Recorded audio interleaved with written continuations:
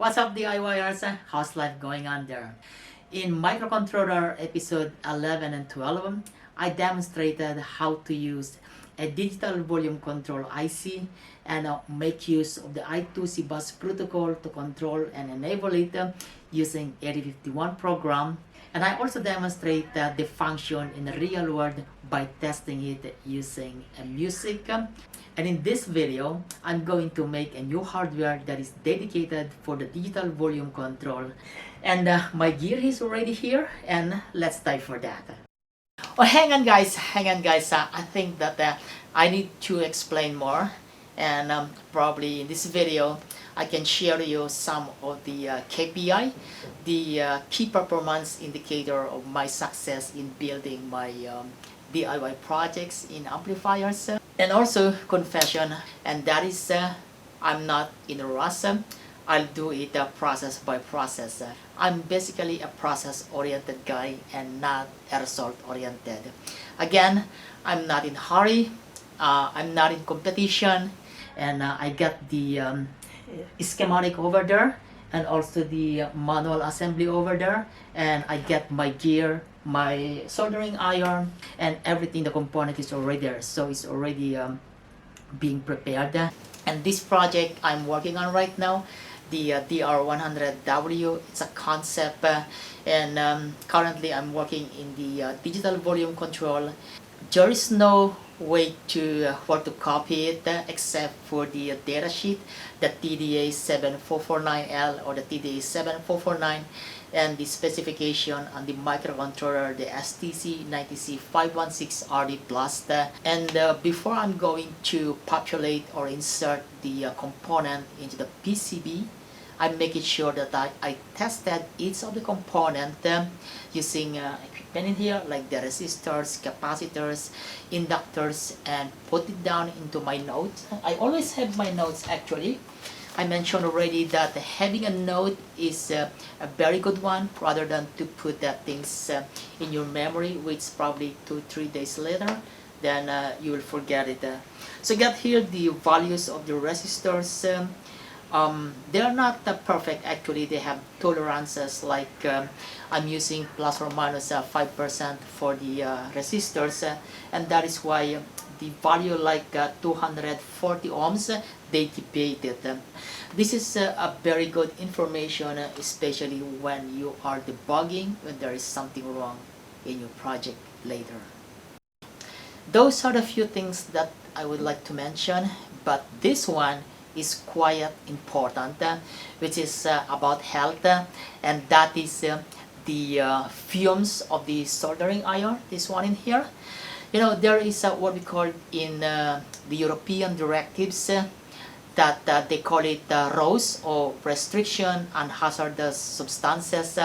We got those mercury, lead, chromium, cadmium, and I mentioned about the lead, which is this one, the one that we use to interconnect our component between the PCB and the component, and we need to protect ourselves from its fumes because that is dangerous to our health. And that is why I prepared here two things for me to protect myself.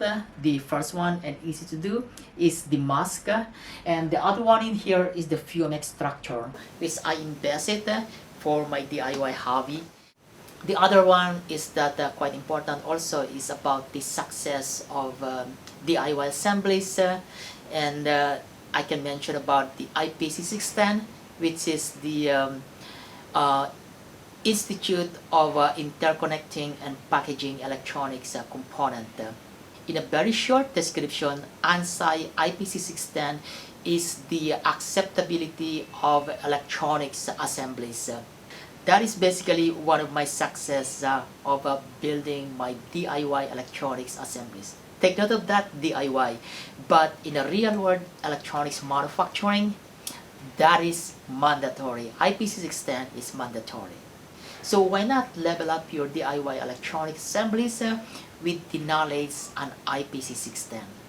Probably I need to make a video that can cover all those necessary stuff, those kinds of ingredients for a DIY, successful DIY assemblies.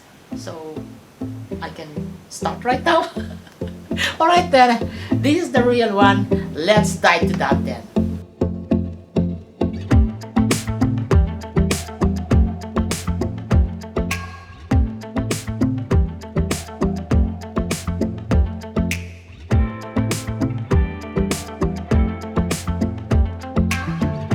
It's very quick actually, because I got the nice process already in there. And the next thing for me to do is to assemble the digital volume control in here. This is the place for the digital volume control, and down in here, this is for the preset equalizer for the PT2389, but I'm not going to assemble it because just really wanted to see the digital volume control without the effect of the preset equalizer. And that's gonna be my next adventure. You know, they've been like watching me since I'm assembling this equalizer module. Hi guys, how are you doing?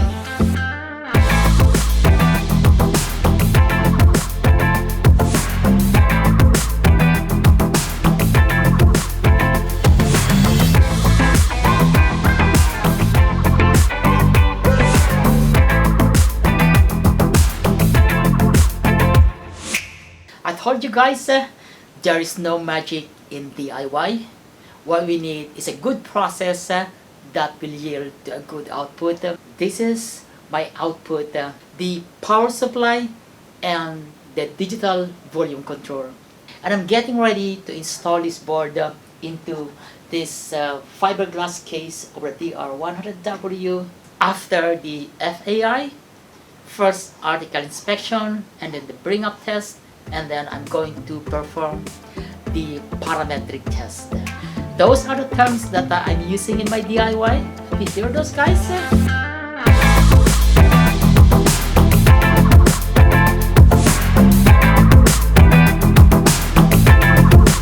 I really have to install the equalizer module, this one in here, in this fiberglass case, in order for me to do the performance test, that's so-called parametric test, because I really wanted to prove, I really want to see myself using this equipment, whether a digital volume control is a crap, because it provides a kind of distortion or a kind of stray impurities into the audio, especially when you are listening to hi-fi. I don't know if I believe that, unless otherwise I can prove it with my equipment, and at least I can listen to it. My ears is not a golden ears. At 50 plus, my hearing has been deteriorated. I'm sorry about that, but that's the truth. All I'm saying is that this is a kind of adventure then. Yeah, I just have to do it. Keep testing parametrically, testing sonically until I am satisfied. Finally, I did it, my original firmware and my hardware, not a copy and paste, something that's real DIY, and there you go, I'll be happy for that. There is one thing that concerns me right now. This is a low-level signal, and you know, this is a fiberglass, and there is no grounding. So that concerns me in terms of noise, especially probably at the signal-to-noise ratio. That can affect the performance. So what I'm going to do then is I'm going to put a copper foil beneath this module, and I'm going to make use of this one. And I'm going to put that into the fiberglass, and we're going to put a heavy ground on it. And about the height of this module to the copper foil, it's gonna be like 6 mm, so that the space into the ground will be just like 6 mm.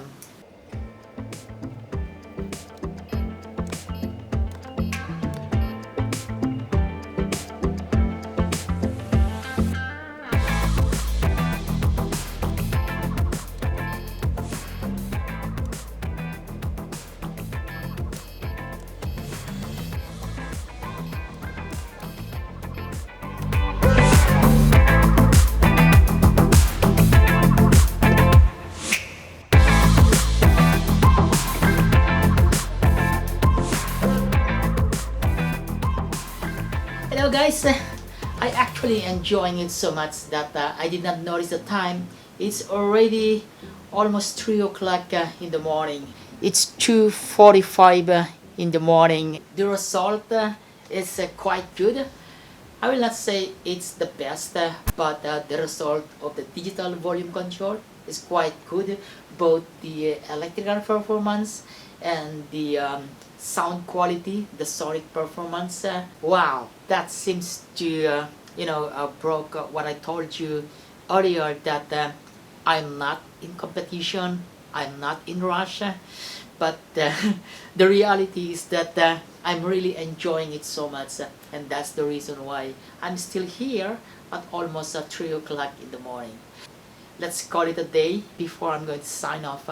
If you like this kind of content, audio hardware circuit design, audio adventure, and driving your audio hardware with the firmware like the digital volume control, you might consider to subscribe, like it, and share it to your DIY friends. Also ring the notification bell, and really thank you very much for staying with me. Stay tuned, guys. See you in the next video. Bye for now.